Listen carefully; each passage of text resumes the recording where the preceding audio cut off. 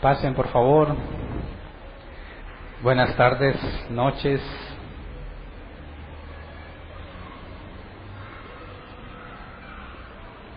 Acompáñenme a Mateo capítulo 18, versículo 3.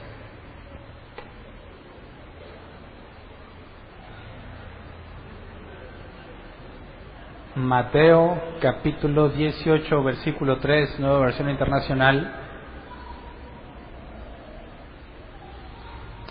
Dice: les aseguro que a menos que ustedes cambien y se vuelvan como niños, no entrarán en el reino de los cielos. Yo estoy seguro que todos han escuchado este pasaje más de una vez. Yo lo escuché muchas veces. Y lo podemos leer, por favor, en la versión 60.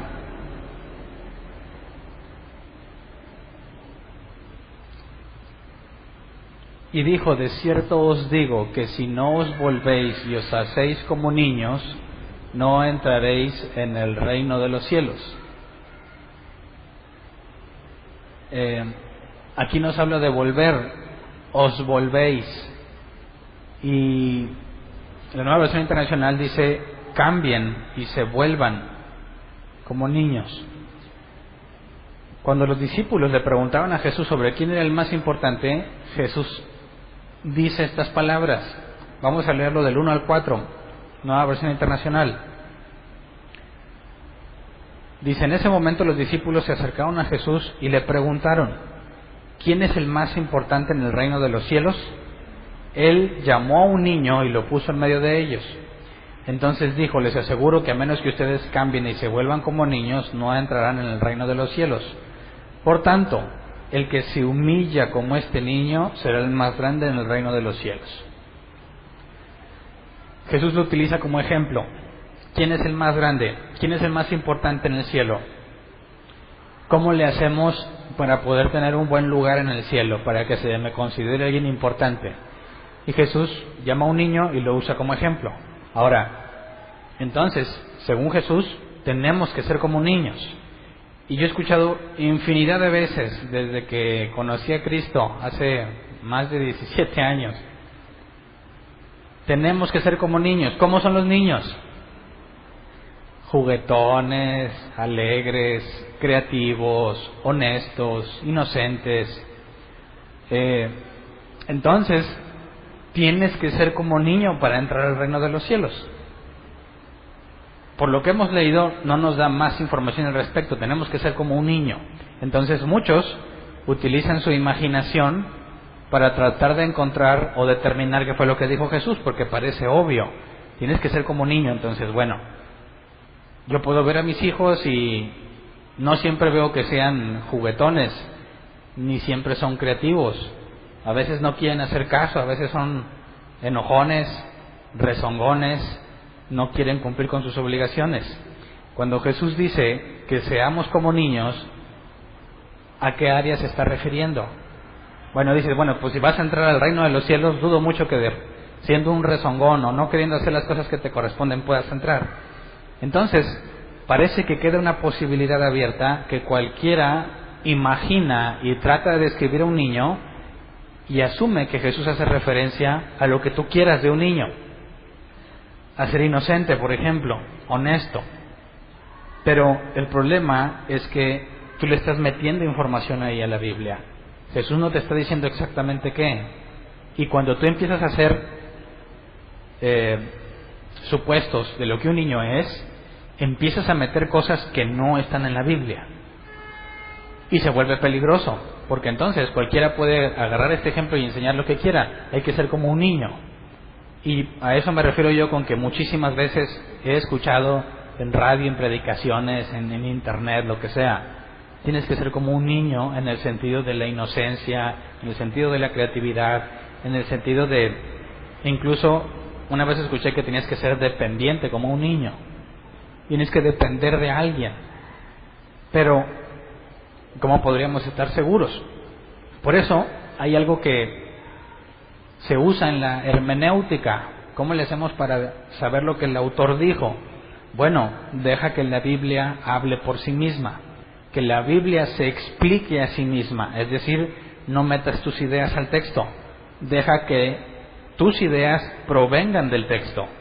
Y si no hay un texto que justifique la idea que tienes o la conclusión que tienes, esa conclusión no puedes tener la certeza de que es una conclusión válida si quieres ser bíblico.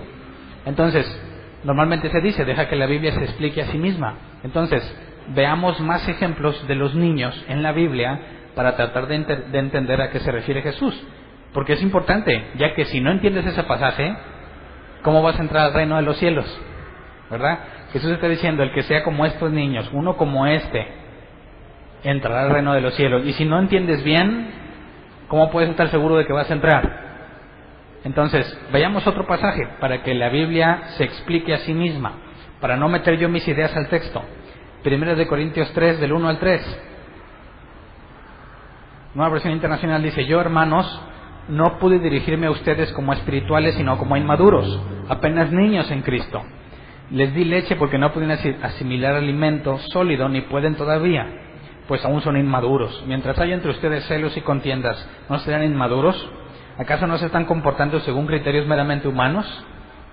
Tenemos a Pablo hablando a los corintios sobre ser como niño, y lo ve como algo positivo o algo negativo. Como algo negativo. Entonces, cuando Jesús dice que seas como niño, y ves otra referencia de Pablo a los niños, Pablo no lo está usando como algo positivo, el ser como un niño, sino como algo que debería de darte vergüenza, porque Corinto era una iglesia que tenía manifestación de muchos dones, pero eran personas carnales. A pesar de tener los dones, eran cristianos más carnales que espirituales. Entonces, viendo este pasaje y uniéndolo con el de Jesús, ¿es bueno que sea como niño o no? Según Pablo, es malo. Según Jesús, solo así entro al reino de los cielos. Entonces, ¿a quién le hacemos caso? Yo les platiqué que cuando le pregunté eso una vez, una señora me dijo, pues obvio que a Jesús. Pues, no. Sí, pero si tienes en la Biblia la versión de Pablo contraria a la versión de Jesús, tienes un problema. No debes de escoger a quién le haces caso. No sé si me explico. Cuando te pregunto, ¿a quién le hacemos caso? No estoy esperando que escojas uno, sino que entiendes que tenemos un problema, porque si la palabra de Dios es inspirada por Él, por Dios, no debe de haber contradicción. Y Pablo habla de los niños de forma negativa, y Jesús dice que debes de ser como un niño. Entonces usemos otro pasaje para tratar de desempatar este asunto. Mateo 11:25 dice, en aquel tiempo Jesús dijo, te alabo Padre, Señor del cielo y de la tierra, porque habiendo escondido estas cosas de los sabios instruidos, se las has revelado a los que son como niños. Entonces, tenemos dos de Jesús contra una de Pablo. ¿Quién gana? Pues si fuera democracia, gana Jesús. Pero las cosas de la Biblia y las cosas de la Iglesia no se definen por democracia. Cuando vemos el Concilio de Jerusalén, no dijeron, pues a la mayoría le pareció esto. Dijeron, le pareció en el Espíritu Santo. A los ancianos, a nosotros, decían los apóstoles, y a la Iglesia. O sea, a todos, no a la mayoría de la gente. Precisamente porque en la unanimidad está lo que la Biblia hablaba sobre un mismo sentir. Si todos tienen realmente el Espíritu Santo no le va a decir a uno una cosa y a otro otra contraria, ¿verdad que no? No puede ser que Dios te pida algo por medio del Espíritu Santo, mientras a otra persona le pide algo completamente contrario, y los dos sientan al mismo tiempo que es bueno lo que están haciendo. ¿Sí me explico? Entonces, cuando Jesús dice que Dios revela su sabiduría a los que son como niños y se le oculta a los sabios, el contexto dice esto después de hablar sobre el castigo para las ciudades que no se habían arrepentido. Corazín y no me acuerdo de las otras, dice, si en Sodoma y Gomorra se hubieran hecho los milagros que se hicieron en ti, se hubiesen arrepentido y no hubieran sido destruidos. Y dice, pero ustedes, por cuanto vieron esos milagros y no se arrepintieron, les espera peor castigo que Sodoma y Gomorra. Y luego dice que Dios ocultó la sabiduría de los sabios y se la dio a los niños. Entonces, ¿qué debemos de considerar en un niño como digno de imitarse para poder entrar al reino de los cielos? Ahora, pregunta capciosa, ¿cuál es ese reino de los cielos al que vas a entrar? Es como cuando lo tratan de mostrar cuando te mueres y te vas al cielo. Y allá está el reino de los cielos y ponen a Pedro con las llaves, ¿verdad? En la entrada, una puerta dorada enorme. Y Pedro decide quién entra y quién sale, según la mitología secular.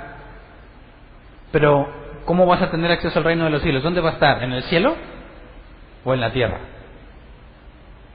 ¿A dónde vas a tener acceso a ese reino? Jesús dijo, arrepentíos porque el reino de los cielos se ha acercado. Entonces, ¿dónde está? ¿Arriba o abajo? ¿Dónde vas a tener acceso? ¿Allá en el cielo o aquí en la tierra? Porque dices, bueno, si no soy como niño no voy a entrar al cielo. No dice eso.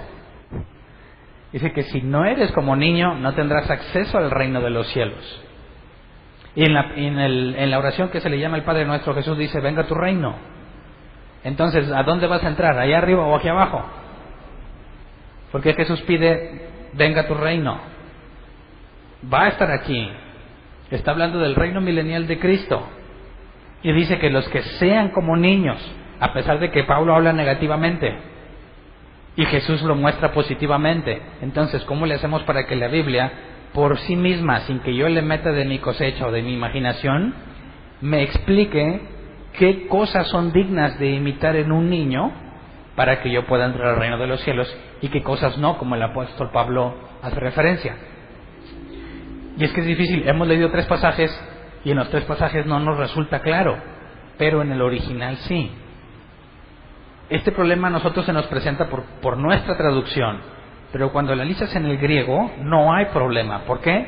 Porque cuando Jesús dice en el versículo inicial que leímos, en Mateo 18, que tienes que ser como niño, la palabra griega es paidion.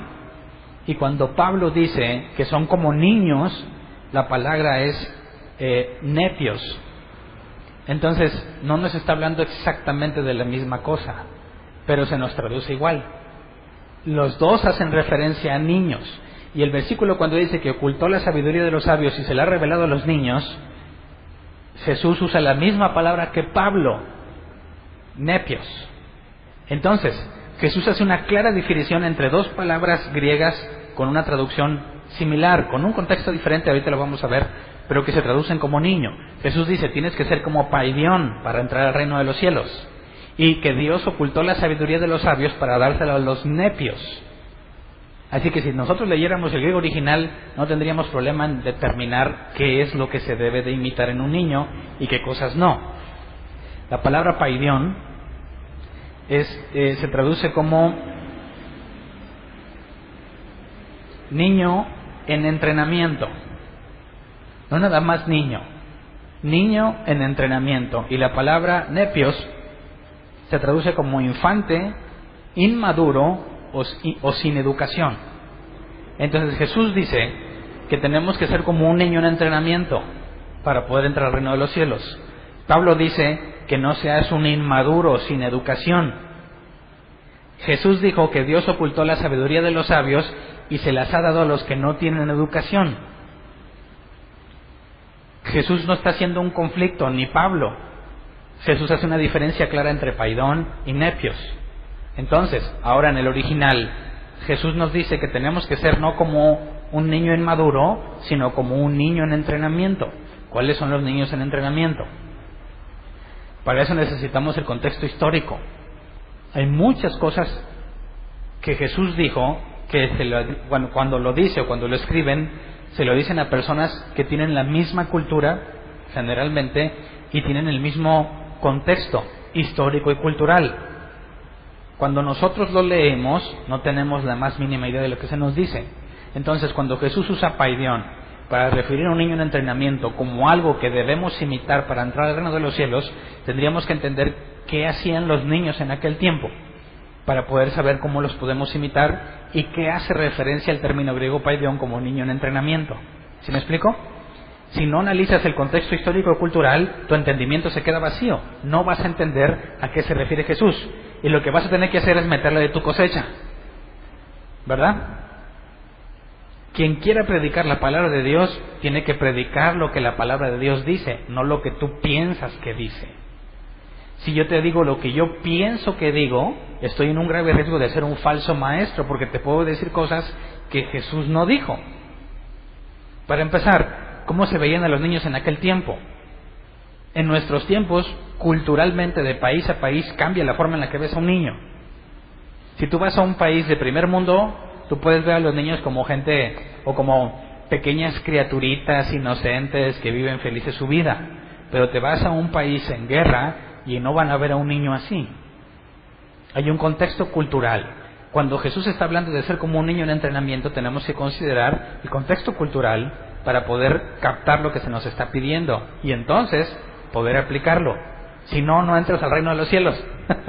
Entonces, leer la Biblia no nada más es leer, a ver, me toca un capítulo, lo leo, gracias Señor por tu palabra. No, porque muchas cosas no se te van a quedar en la mente porque no las pudiste entender. Así que leer la Biblia te va a costar trabajo si quieres realmente encontrar lo que el autor quiso decir.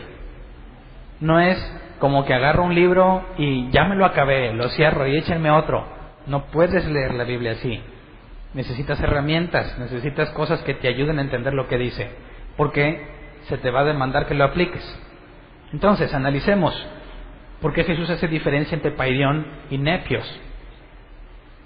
Niños en entrenamiento, definamos por qué se refiere a niños en entrenamientos. Y esto lo puedes encontrar en muchísimas partes, en libros de historiadores, comentarios bíblicos, en internet, en muchas partes.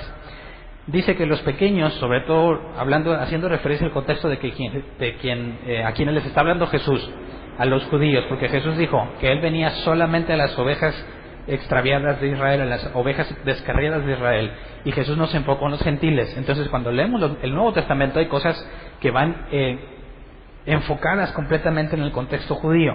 Cuando habla de niños a sus discípulos, en su contexto saben lo que se está refiriendo, porque históricamente los pequeños niños judíos se dedicaban en sus edades tempranas, sus tareas eran memorizar los rollos judíos y todo su contenido, sin necesidad de que lo entiendan. Tenían que memorizarlo, aprendérselo de memoria, año tras año tras año, memorizarlo, aunque no lo entiendas, porque ¿cómo le vas a explicar al niño si aún no tiene la madurez para entender? Pero la tiene que aprender. Eso es lo que se hacía en aquel tiempo. Se sometían a las enseñanzas de sus padres y sus maestros. Tenían que aprender los textos, y si no los aprendían, eran castigados con vara. Es una rutina estricta. En la sociedad, los niños no tenían valor, eran seriamente discriminados.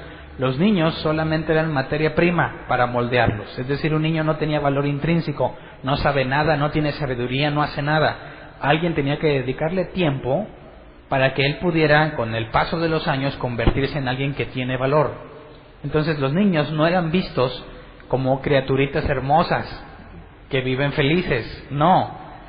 Ahorita vamos a ver un poco más el asunto grecorromano, no nada más los judíos, porque era muy difícil ser niño en aquellos tiempos. Entonces, un niño judío empezaba su formación alrededor de los 5 años. Se le enseñaba a leer y escribir.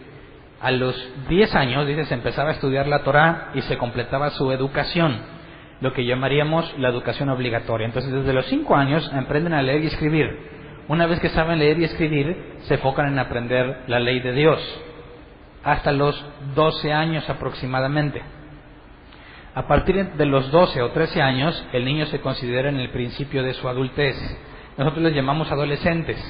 Allá ya son personas en proceso de ser adultos, son personas que ya pueden tomar decisiones y tenían que escoger el maestro al que querían seguir para aprender y obtener dirección en las cosas de Dios.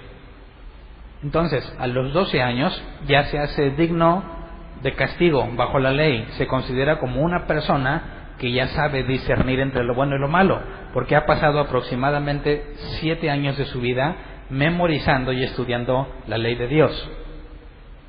Entonces, leamos Lucas 2, 41 al 52. Dice, los padres de Jesús subían todos los años a Jerusalén para la fiesta de la Pascua. Cuando cumplió 12 años, fueron allá según la costumbre. Terminada la fiesta, emprendieron el viaje de regreso, pero el niño Jesús se había quedado en Jerusalén sin que sus padres se dieran cuenta. Ellos, pensando que él estaba entre el grupo de viajeros, hicieron un día de camino mientras lo buscaban entre los parientes y conocidos. Al no encontrarlo, volvieron a Jerusalén en busca de él. Al cabo de 3 días lo encontraron en el templo, sentado entre los maestros, escuchándolos y haciéndoles preguntas. Todos los que le oían se asombraban de su inteligencia y de sus respuestas. Cuando lo vieron sus padres, se quedaron admirados. Hijo, ¿por qué te has portado así con nosotros? Le dijo su madre. Mira que tu padre y yo te hemos buscado angustiados. ¿Por qué me buscaban? ¿No sabían que tengo que estar en la casa de mi padre? Pero ellos no entendieron lo que les decía. Así que Jesús bajó con sus padres a Nazaret y vivió sujeto a ellos. Pero su madre conservaba todas estas cosas en el corazón. Jesús siguió creciendo en sabiduría y estatura y cada vez más gozaba del favor de Dios y de toda la gente. ¿Por qué te narro esta historia? ¿Qué dato en particular resalta Lucas?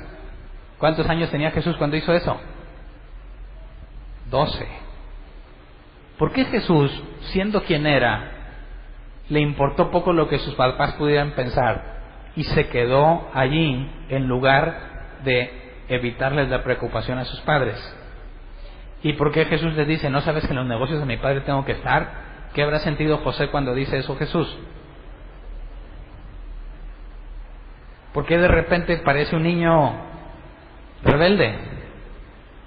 Y luego también Lucas señala esto. ¿Dónde lo encontraron? ¿En el templo haciendo qué?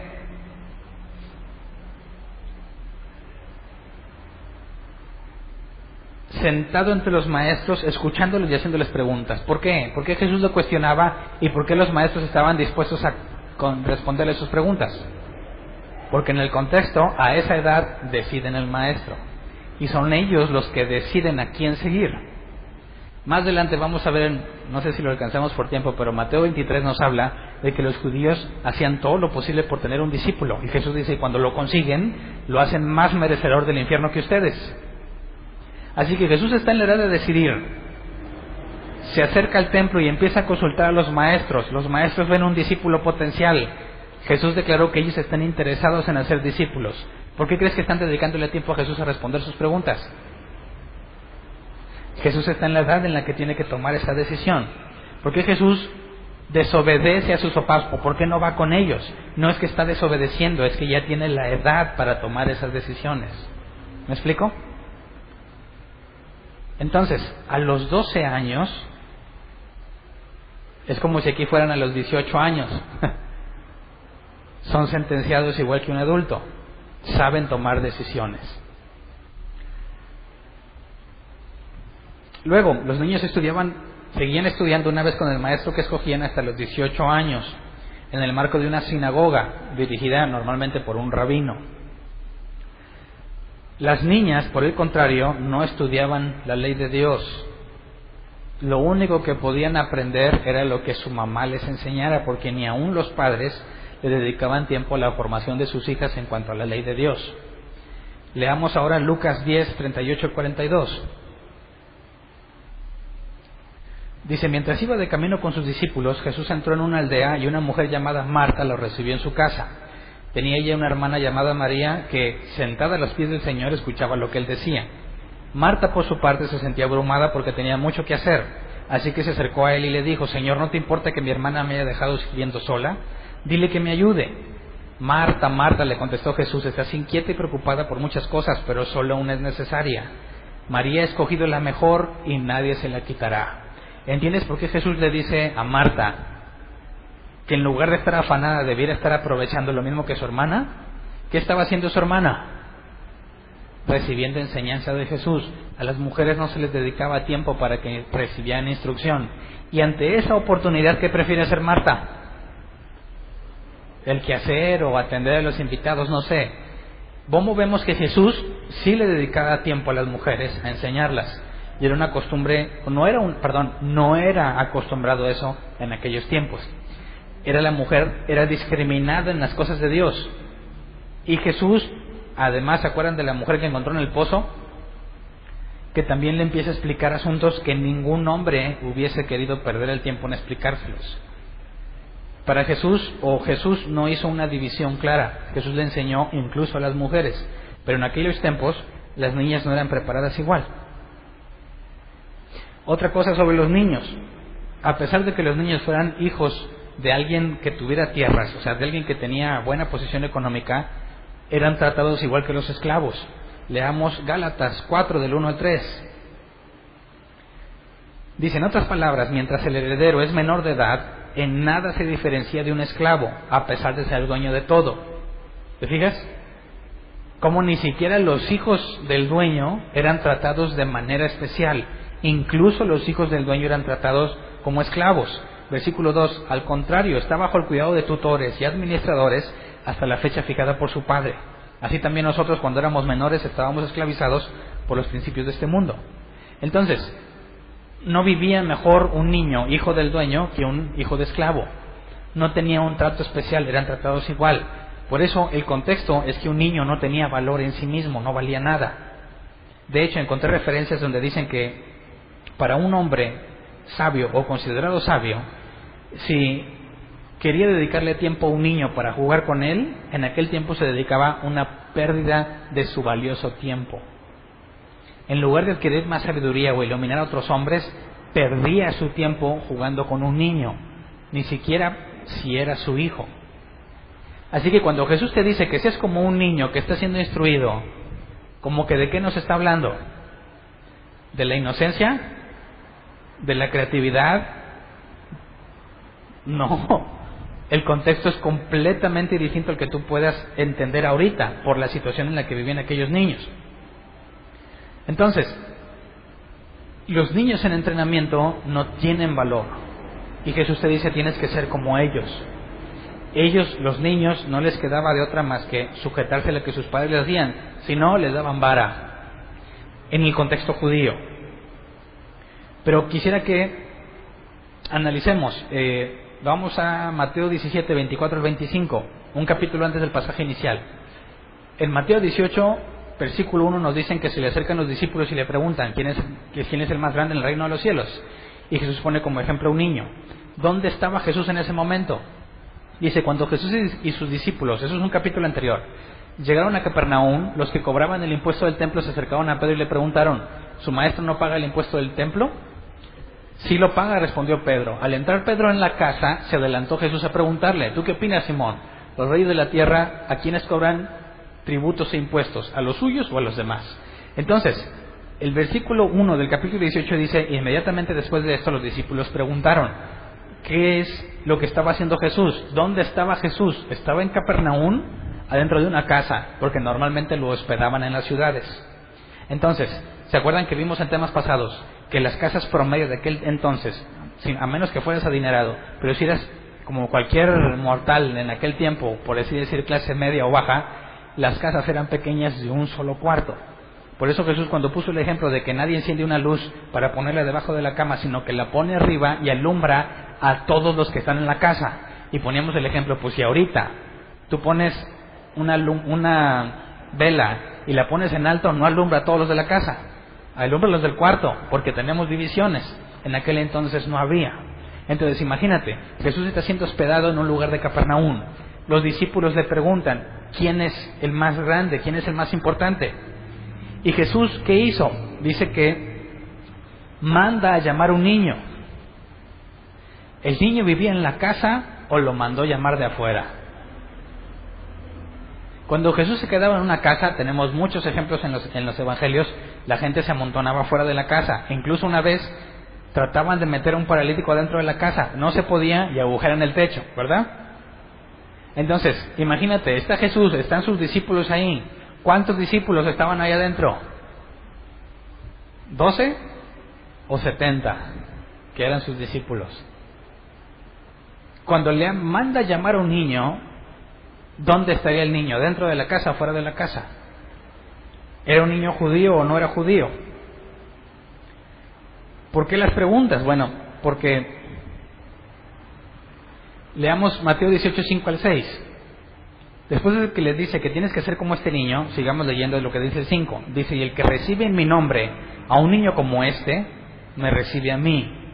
Pero si alguien hace pecar a uno de estos pequeños que cree en mí, más le valdría que le colgaran al cuello una gran piedra de molino y lo hundieran en el profundo del mar.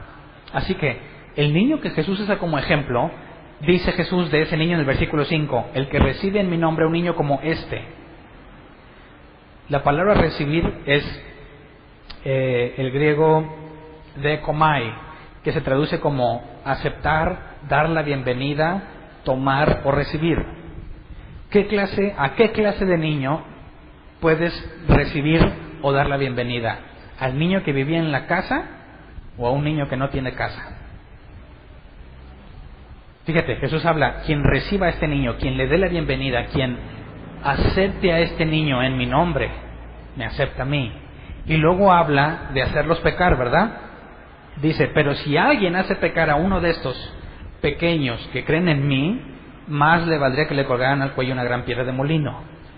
¿Por qué Jesús habla de que hagan pecar a uno de esos niños que puede ser recibido en su nombre?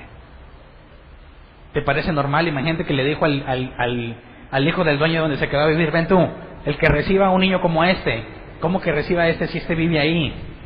¿Por qué lo recibiría? Por eso, cuando manda llamar al niño, y sabiendo cómo eran las casas en aquel entonces, y sabiendo que una multitud seguía a Jesús, es muy probable que uno de estos niños al que hace referencia lo haya llamado de los que están en la calle, de los que andaban ahí en la bola, que en lugar de haciendo sus actividades, andaban con Jesús para todos lados. ¿Qué tiene que ver esto? Bueno, en la cultura grecorromana hay un término que se definía a los niños como niños expuestos. No estoy hablando del judaísmo. A los niños del judaísmo les iba mejor que a los niños que eran griegos o romanos o que vivían en Grecia y eran del Imperio Romano. La cultura grecorromana era común encontrar en las calles a lo que se le llamaba niños expuestos. ¿Por qué expuestos? Porque había una tradición. La señora, cuando se aliviaba y daba a luz un hijo o hija, como fuera, por tradición se tenía que poner a los pies del padre del niño. Y el padre del niño tenía dos opciones. Número uno, al estar con su hijo a sus pies, número uno, si se inclinaba y lo levantaba entre sus brazos, significaba que el niño sobreviviría y era aceptado en su casa. Pero si le daba la espalda, significaba que lo rechazaba y era expuesto, abandonado, y dejaba que cualquier otro lo criara. Los que eran aceptados vivían bajo la protección del papá, pero los que eran rechazados quedaban expuestos en la calle para que cualquiera quisiera o pudiera hacerse cargo de ellos. Por eso se les llamaba niños expuestos. Muchos de estos niños expuestos morían porque a nadie le interesaba cuidarlos. Otros eran criados para ser esclavos, bufones, o si eran mujeres llevadas a la prostitución. Según los historiadores, los niños varones eran adiestrados principalmente para ser gladiadores, mientras que las niñas las transformaban en prostitutas. Se dice también que en aquellos tiempos los mendigos expertos recogían a estos niños expuestos para mutilarlos. Les cortaban un brazo, les sacaban un ojo, les cortaban una pierna para ponerlos a mendigar y obtener beneficio de ellos. El arrojar o abandonar a los niños, y en especialmente a las niñas, sobre todo a los inválidos y enfermos, era una costumbre muy común en las culturas grecorromanas en tiempo de Jesús. Incluso muchos niños eran vendidos en el mercado como mascotas de los adultos o como bufones para las fiestas. Así que cuando Jesús dice, manda llamar a un niño, y dice, quien reciba a un niño como este, en mi nombre me recibe a mí, y el que lo haga pecar, será mejor que se le cuelgue una piedra de molino. ¿Qué clase de niño era este? Muy probablemente uno de los niños expuestos que abundaban en esa cultura. Así que todavía crees que Jesús está hablando de que seamos inocentes, creativos, cariñosos y honestos como niño. No, definitivamente en el contexto no podría entrar esa imagen de un niño. Por eso Jesús dice, un niño como este y quien lo haga pecar, coincide con el tipo de niños expuestos y lo que pasaba con estos niños. Entonces, los niños no importaban para nada en esa sociedad, eran considerados como gente insignificante e ignorante. Quien recibía un niño de esos en su nombre, es decir, no como los que los recibían para cortarles o para mutilarlos o para entrenarlos para ser gladiadores o en la prostitución, quien lo recibe en mi nombre, dice Jesús, me recibe a mí. Pero Jesús pone un asunto interesante. Muchos ateos preguntan, o muchos ateos dicen, sobre todo esto es muy común, dicen la diferencia entre tu Dios y yo, o sea, un ateo hablando con un creyente cristiano, la diferencia entre tu Dios y yo es que si yo veo, dice el ateo, si yo veo que a un niño lo van a violar, yo lo detengo y tu Dios no. ¿Entiendes? Pongamos el asunto con los niños expuestos. Cualquier persona puede decir, si yo veo que alguien que se dedique a ese tipo de cosas, que yo sepa que los va a mutilar o que va a encaminar a la prostitución de las niñas, si yo veo que alguien les quiere hacer daño, yo puedo salvar a ese niño lo puedo salvar, pero Dios no lo salva.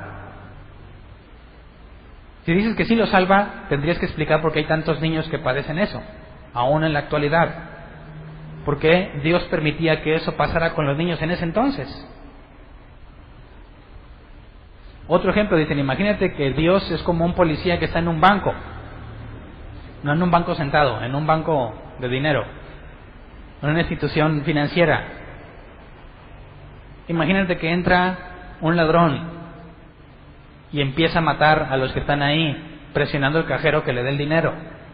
Ahí está el policía y el policía se esconde, no hace nada porque corre riesgo su vida. Llega la policía, lo amenazan con salir y él no quiere salir y está decidido a llevarse a cuanto sea posible y empieza a matar uno a uno a los rehenes. Uno de los rehenes logra arrastrarse y llega a los pies donde está el policía escondido. Y el policía le dice, no te preocupes, después de que te mate seguramente lo van a agarrar. Dicen, así es Dios. No va a impedir que te maten, pero te promete que después lo van a castigar. ¿Cierto? Sí, ¿por qué Dios, si es bueno, por qué no impide que lastimen a un niño? ¿Por qué, si es todopoderoso, no evita que te maten? ¿Qué clase de policía sería ese que diga, no te preocupes, mira, yo no voy a salir ni nada, pero si te matan, no te preocupes, ahí lo van a castigar? ¿Qué clase de Dios hace eso? Jesús dice, quien recibe uno de estos niños, en mi nombre me recibe a mí. Y luego habla de los que lo hacen pecar, pero Jesús no dice que Él va a evitar que los haga pecar, sino que serán duramente castigados. ¿Por qué? ¿Qué le decimos al ateo? ¿Cómo explicas lo que Dios hace? ¿Cómo? ¿Alguien tiene una idea? ¿O nunca lo habías escuchado? Por eso es bueno que oigas a los ateos, para que cuando te topes uno no te pesque en curva. ¿Cómo resuelves este asunto? Con la Biblia, obviamente, ¿verdad? No nomás diciendo es que Dios obra de maneras misteriosas. Con la Biblia, bueno, yo te puedo dar información de la Biblia. Número 1, dice que no te pondrá ninguna prueba que no puedas resistir. Cualquier cosa que te pase, Dios sabe que la vas a resistir, por más fea que sea. A los cristianos que están siendo decapitados, ¿por qué a ellos? Según la Biblia, porque lo pueden resistir. En ningún lado se promete que te va a librar del sufrimiento. Al contrario, la Biblia te promete el sufrimiento, ¿verdad? Padecerán por mi causa, y cuando el mundo los aborrezca por causa mía, considérense benditos. Así que la idea de que no vas a sufrir o de que Dios le va a evitar a alguien el sufrimiento no está en la Biblia, sino todo lo contrario.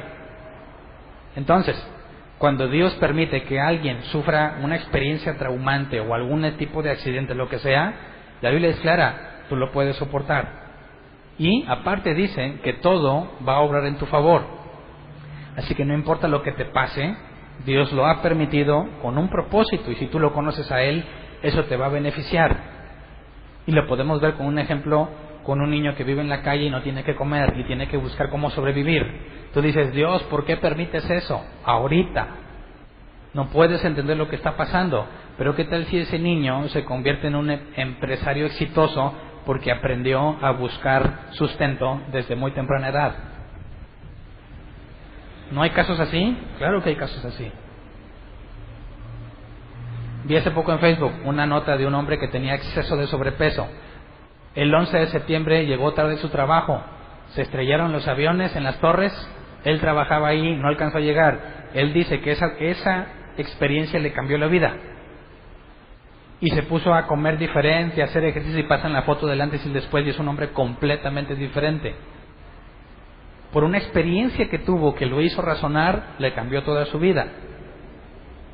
¿Cuántas personas sufren experiencias traumantes? Y a raíz de esa experiencia traumante, su vida adquiere un significado completamente diferente. Y hay una historia que lo refleja. Un hombre tiene un caballo en sus terrenos. Un día el caballo se le va. Llega su vecino y le dice: qué mala suerte, se te fue tu caballo. Pasan los días, el caballo regresa con 20 caballos salvajes más. Se acerca el vecino y le dice: qué buena suerte que se fue tu caballo. El dueño del caballo tiene un hijo y se propone montar uno de los caballos salvajes que llegaron. Como es un caballo bronco, lo tira y se le quiebra una pierna. Se acerca el vecino y le dice: qué mala suerte que se te ha ido tu caballo. ¿Por qué? Pues porque se fue, vino, y luego porque vino, pues se le quebró la pierna al hijo. En eso pasa el ejército de la guerrilla. Están buscando a quién reclutar para ir a pelear. Y cuando ven al hijo y le ven la pierna quebrada, dicen: no me lo puedo llevar. Y se brincan a la casa siguiente y viene el vecino y dice: qué buena suerte. Hasta que el dueño del señor le habla y dice: ¿por qué es buena o mala suerte? Tú no puedes juzgar si algo es bueno o malo hoy. Necesitas esperar que pasen los años y entonces sabrás si fue bueno o malo. Nosotros tenemos esa esperanza en la Biblia. Un día estaremos delante de Jesús y sabrás por qué te pasó todo lo que te pasó, y entonces juzgarás si lo que te pasó fue bueno o si lo que te pasó fue malo. Por eso cuando Jesús dice: el que haga esto, el que haga pecar a uno de estos niños, lo mejor es que se le ponga una piedra de molino y sea echado al mar, por lo que le va a suceder. ¿Me explico? Tú no puedes decir o medir a Dios por una situación. Por eso no hay hombre tan sabio como para determinar si algo es bueno o es malo. Tendría que ser eterno para poder ver la suma de hechos, la suma de situaciones, y poder definir si algo es bueno o es malo. Por eso el ateo no entiende de que Dios no ha prometido que nos librará del sufrimiento, ha prometido usarlo en tu beneficio. ¿Me explico? Entonces, no digas: diablo mugroso, mira lo que me pasó, porque muy probablemente no es obra del diablo, sino Dios, que va a cambiar tu vida, o que ya la cambió. Entonces, cuando Jesús dice que recibas un niño como este, la probabilidad de que sea uno de estos niños de la calle es muy alta. Leamos otro caso con los niños, Mateo 19, 13 y 14. Llevaron unos niños a Jesús para que les impusiera las manos y orara por ellos, pero los discípulos reprendían a quienes los llevaban. Jesús dijo: dejen que los niños vengan a mí y no se lo impidan, porque el reino de los cielos es de quienes son como ellos. Y aquí la palabra otra vez es paideón, pero quiero que leamos la versión 60, por favor, porque la NBI le puso palabras que no trae la original. Dice: entonces le fueron presentados unos niños para que pusiese las manos sobre ellos y orase, y los discípulos les reprendieron. Así lo dice el original. Y yo te pregunto: ¿a quiénes reprendieron los discípulos? La nueva versión internacional dice: reprendían a quienes los llevaban, pero eso no dice el original. Según este pasaje, según el versículo 13, ¿a quién reprendieron los discípulos? Entonces le fueron presentados unos niños. Ahí están los niños, para que pongan las manos sobre ellos y orase, y los discípulos les reprendieron. ¿A quiénes? ¿Quién es el sujeto en la oración? ¿De quién se está hablando? De los niños. ¿Por qué los discípulos reprenderían a los niños que están ahí? ¿Qué clase de niños eran? Muy probablemente niños expuestos, que eran niñas prostitutas, niños gladiadores, niños mutilados, que desde la perspectiva judía son malditos por Dios. Cuando están los niños y Jesús los quiere tocar, los discípulos regañan a los niños. ¿Por qué los regañarían? Y Jesús les dice: no les impidan que vengan. Esto va en armonía con lo que Jesús dijo: yo vengo con los enfermos, no con los sanos. Y es más, dice: de estos niños es el reino de los cielos. Lo mismo que leímos en Mateo 18, ¿verdad? Que hay que ser como ellos. Otra referencia más, Mateo 21, 15 al 16. Dice, pero cuando los jefes de los sacerdotes y los maestros de la ley vieron que hacía cosas maravillosas y que los niños gritaban en el templo, Hosana al Hijo de David, se indignaron. ¿Oyes pues lo que esos están diciendo? Protestaron. Claro que sí, respondió Jesús. ¿No han leído nunca en los labios de los pequeños y de los niños de pecho puesto la perfecta alabanza? ¿Por qué se indignaron los fariseos y maestros de la ley? La palabra niños aquí también es paideón. ¿Qué clase de niños andaban gritando Hosana al Hijo de David, que cuando lo gritan se indignan los santos, los justos? ¿Qué clases de niños andan gritando en la calle siguiendo a Jesús? Muy probablemente este mismo tipo de niños de la calle. Entonces, definitivamente, si dejas que la Biblia hable por sí misma, ¿a qué se está refiriendo Jesús cuando tenemos que imitar a un niño? A un paidión. A la actitud humillada. Ellos saben que no valen nada en la sociedad. Ellos tenían que soportar mutilaciones y lo que sea con tal de sobrevivir. Y es una comparación muy radical y ofensiva en aquel tiempo, porque en el contexto judío, quien está así está maldito por Dios. ¿Y qué dice Jesús? Tienes que ser así si quieres entrar al reino de los cielos. ¿Por qué ese ejemplo? Porque es un contraste muy radical con los líderes o con las personas respetadas de ese tiempo. Leamos Mateo 23. La clase pasada o la antepasada la quería leer y no me alcanzó el tiempo. Hoy me desquito. Vamos a leerlo, que aplica perfectamente. No crean que lo metí aquí a la fuerza. Aplica perfectamente para entender el contraste que Jesús hace al imitar un paidión contra lo que hacen los hombres respetados. Mateo 23, del 1 adelante. Dice, después de esto, Jesús dijo a la gente y a sus discípulos, los maestros de la ley y los fariseos tienen la responsabilidad de interpretar a Moisés. Así que ustedes deben obedecerlos y hacer todo lo que les digan, pero no hagan lo que hacen ellos porque no practican lo que predican. Pausa. Jesús no está desacreditando a los maestros de la ley. No está diciendo que no los escuches y te tapes los oídos porque lo que dicen no es cierto. Sí, si interpretan la ley, háganle caso, pero no hagan lo que ellos hacen. Fíjate, este asunto es interesante. Son maestros en la ley, pero pésimos en llevarla a cabo. Escucha lo que te dicen, trata de aprender. Pablo después nos dice, toma lo bueno, desecha lo malo. Jesús dice, te están hablando de la ley de Dios, escúchalos, pero no imites su comportamiento. Y luego nos explica, así que ustedes deben obedecerlos y hacer todo lo que digan, pero no hagan lo que ellos hacen porque no practican lo que predican. Atan cargas pesadas y las ponen sobre la espalda de los demás, pero ellos mismos no están dispuestos a mover ni un dedo para levantarlas. Todo lo hacen para que la gente los vea. Usan filacterias grandes y adornan sus ropas con borlas vistosas. Se mueren por el lugar de honor en los banquetes y los primeros asientos en las sinagogas, y porque la gente los salude en las plazas y les llame rabí. ¿Por qué les dice esto? Porque ellos se separaban de la gente, sintiéndose más santos. Sentían que eran los únicos a los que Dios les habla. ¿Me explico? ¿Cuál es la diferencia entre ser un maestro de la ley y una persona común y corriente? En que tú sabes la palabra de Dios, tienes sabiduría para interpretarla, y la chusma no. Así que por eso, siempre en toda oportunidad, buscan que se resalte que ellos son iluminados y los demás no. Y quieren que todo les diga rabí porque quiere que todos acudan a ellos, porque es imposible que Dios les hable a los demás. Eso sigue persistiendo hoy en día. Versículo 8, pero no permitan que ustedes se les llame rabí porque tienen un solo maestro y todos ustedes son hermanos. Esta parte es interesante porque los maestros de la ley y los fariseos supuestamente conforman el Sanedrín, ¿verdad? Los 70 más Moisés, los 71. Y supuestamente Dios les habla a ellos y ellos comunican a la gente todo. ¿Y qué es lo que dice Jesús? Estos, cuando se pueden enseñar la ley, escuchan lo que dicen, pero no hacen lo que deberían estar haciendo. Son hipócritas y ahorita los va a nombrar. Así que dice al revés, tú no permitas que te llamen rabí. ¿En qué sentido? Cuando una persona quería saber algo de Dios, ¿a quién acudía? Al Sanedrín.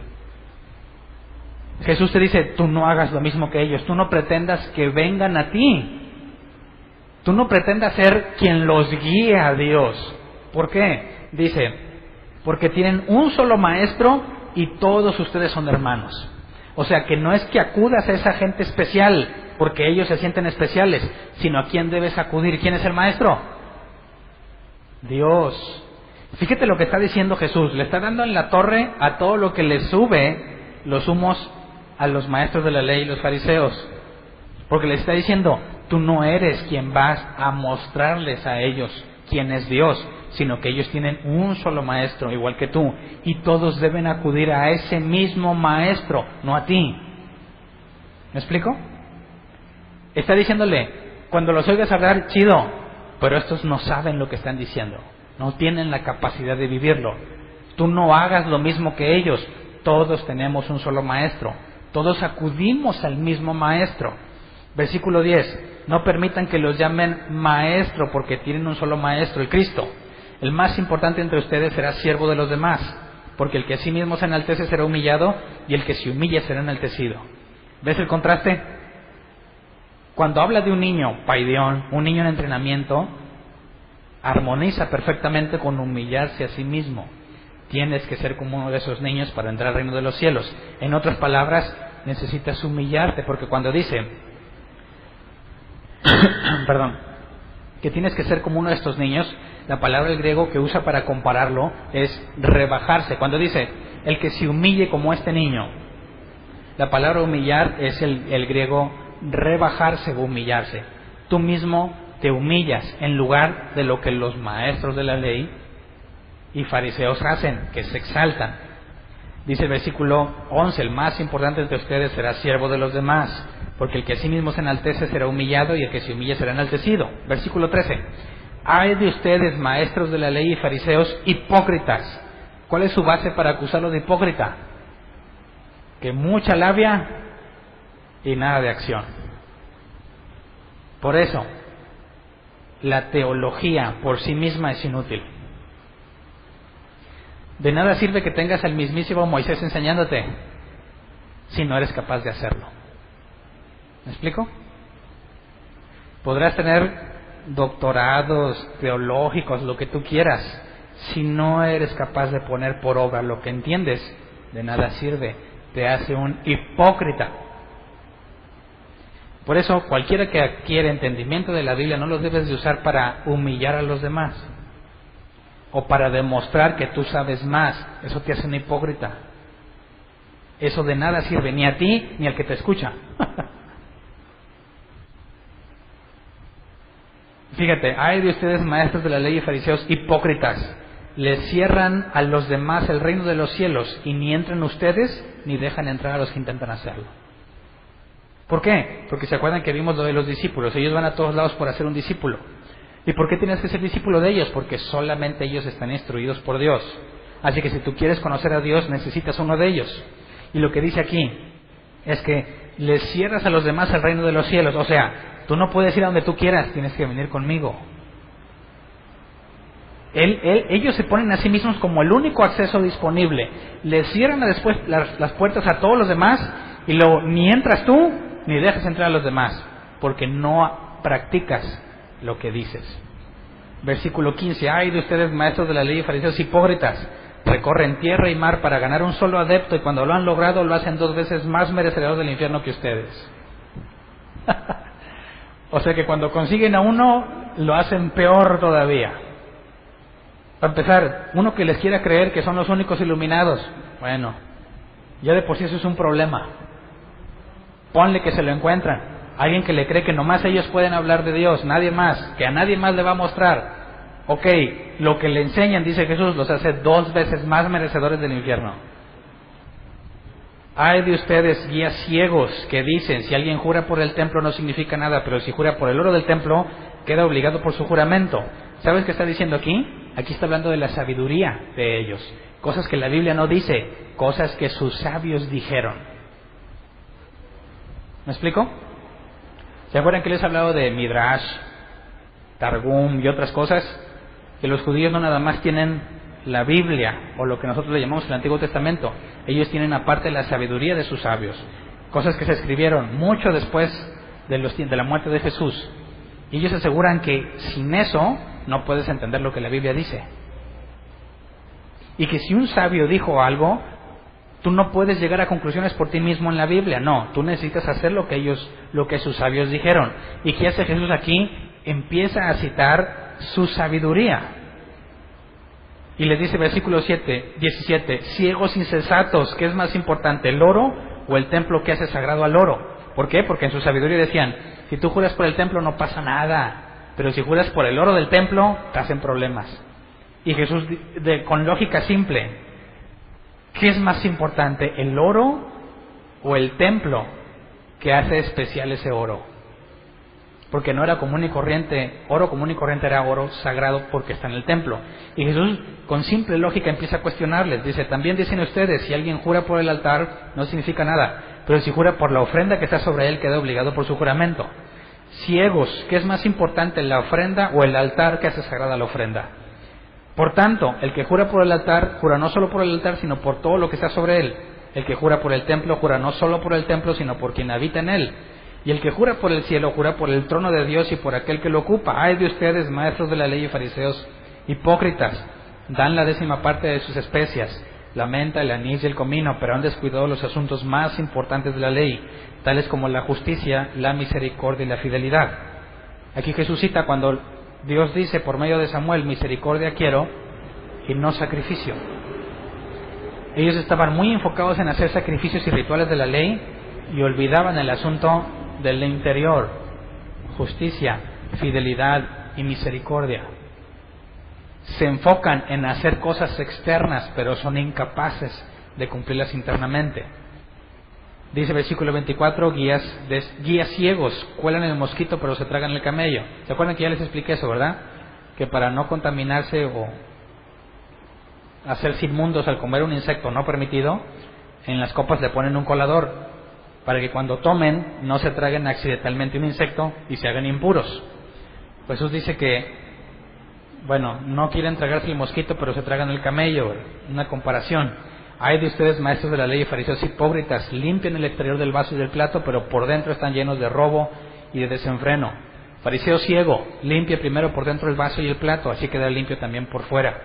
Ay de ustedes, maestros de la ley y fariseos hipócritas, que son como sepulcros blanqueados. Por fuera lucen hermosos, pero por dentro están llenos de huesos muertos y de podredumbre. Así también ustedes, por fuera dan la impresión de ser justos, pero por dentro están llenos de hipocresía y de maldad. Y le sigue diciendo y se lo sigue tupiendo. Serpientes, camadas de víboras, muchas cosas. Vamos al versículo 37. Jerusalén, Jerusalén, que matas a los profetas y apedreas a los que se te envían. ¿Cuántas veces quise reunir a tus hijos como reúne la gallina a sus pollitos debajo de sus alas, pero no quisiste? Pues bien, la casa de ustedes va a quedar abandonada, y les advierto que ya no volverán a verme hasta que digan, bendito el que viene en el nombre del Señor. Entonces, el contexto de los líderes, de los santos, es completamente opuesto al de un niño. Cuando los discípulos preguntan, ¿quién va a ser el más grande allá?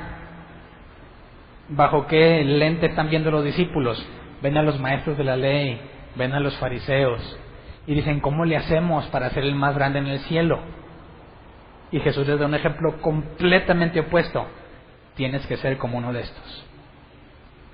¿Me explico? La humildad no es algo deseable en el creyente, es un requisito indispensable. Si no tienes humildad, difícilmente eres un creyente, un cristiano auténtico. Porque ¿cómo podría ser tan contradictorio carecer de humildad y tener el Espíritu Santo? Así que cuando tú veas a alguien que se jacta de su enorme sabiduría o de las cosas profundas que puede entender y trata a los demás como si fueran inferiores a él, ¿qué puedes aprender de eso? Ciego, hipócrita. Y cualquiera que se deje guiar por ellos caerá en un pozo igual que ellos. No dice ciego, guía de ciegos, los dos caerán en un pozo. Por eso dice Jesús que cuando tienen un discípulo lo hacen 2 veces peor. Entonces, ¿cómo le hacemos para ser como niños? Olvídate de la ternura, de la despreocupación, Es que yo soy bien honesto porque soy como niño. Nada de eso está en el contexto. No le pongas cosas a la Biblia que no dicen. No aceptes que le pongan cosas a la Biblia que no dicen. Cuando te pregunten, tú tienes que ser claro en lo que la Biblia dice y dejar que la Biblia hable por sí misma. No le metas palabras, no le metas de tu cosecha, porque se te va a demandar de toda palabra ociosa que salga de tu boca, se te va a pedir cuentas. Así que es una responsabilidad seria. Es una regla que no debes de olvidar. Deja que la Biblia se explique a sí misma. Y si somos fieles a lo que dice aquí, seremos hallados fieles cuando se nos examine. Podremos decir como Jesús: mi palabra no es mía, es del que me envió. ¿Cómo puedes cumplir eso? ¿Cómo puedes imitar a Jesús en ese aspecto? Asegurándote que solo dices lo que la Biblia dice, no lo que tú piensas que dice. Así que, ¿cuántos enseñamos mal ese pasaje? ¿Cuántas veces quisiste aplicarlo siendo como niño sin entender el contexto de lo que Jesús está hablando? Si lo enseñaste mal, hay que pedir perdón. Si lo trataste de aplicar mal, entonces hay que agradecer, porque ahora puedes ver a luz bíblica qué es lo que se espera de ti. Entonces, cuando entiendas algo, cuando sientas que adquieres mucho conocimiento o mucho entendimiento, si viene de Dios, te va a llevar a la humildad. Si no, te vas a empezar a exaltar. Por eso Jesús dijo que la sabiduría queda demostrada por sus hijos. La humildad antecede a la sabiduría. Así que vamos a ponernos de pie y vamos a orar.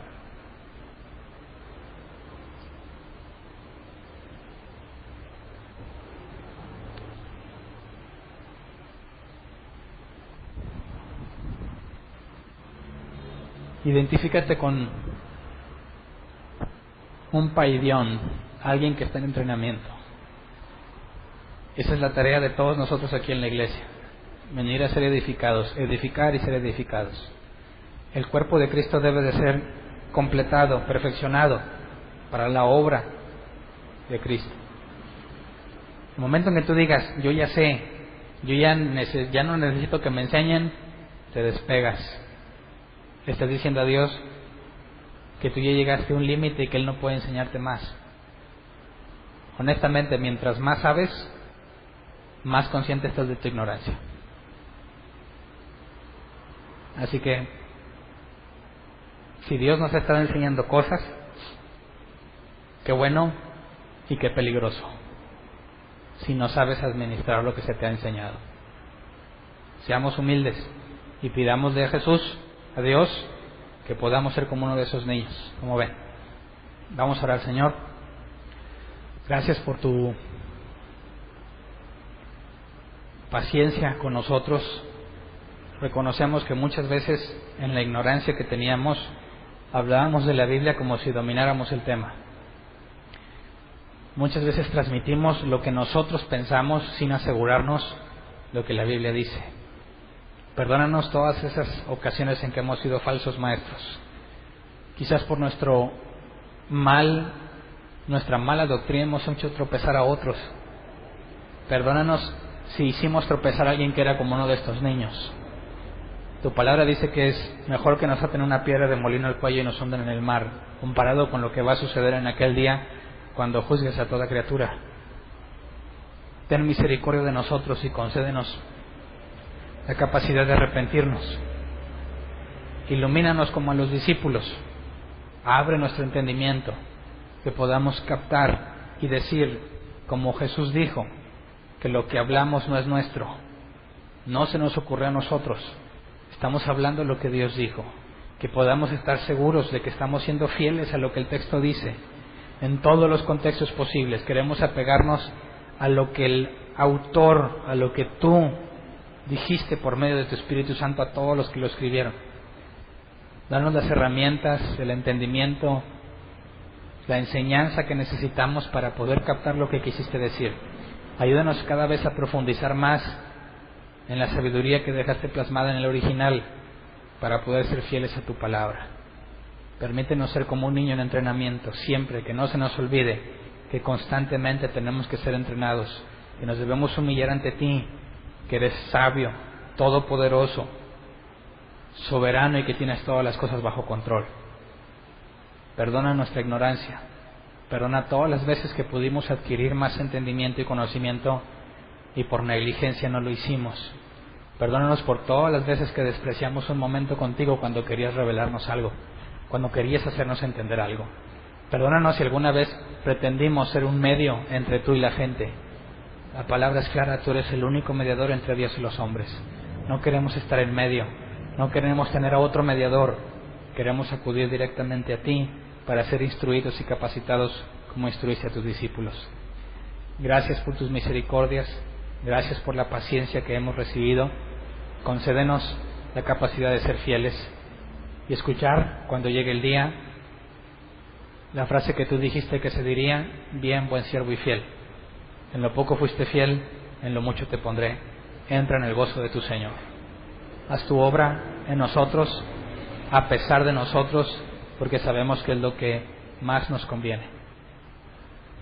Aún en contra de nuestra voluntad, Señor, que podamos llevar nuestros pensamientos sujetos a ti, que podamos ser como uno de estos niños, que somos completamente dependientes de ti, sabiendo que tú eres un Dios bueno, que ama cuando nos disciplinas y que muestras tus riquezas y que eres galardonador de los que te buscan. Gracias por todo lo que nos has dado y por lo que nos vas a dar. Amén. ¿Pueden sentarse?